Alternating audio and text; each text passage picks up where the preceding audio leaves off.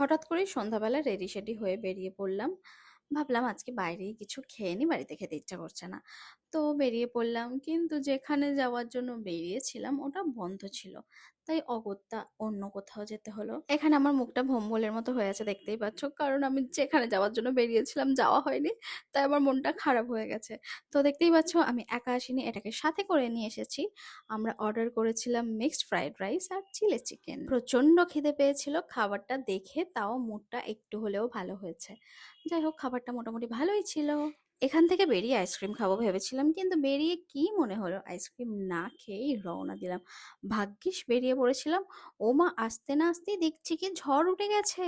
আমার থোবড়াটা দেখে বুঝতেই পারছো কি ভাগ্যিস চশমাটা নিয়ে বেরিয়েছিলাম। এত পরিমাণে ধুলো উঠছিল যে চোখ তাকানোই যাচ্ছিল না।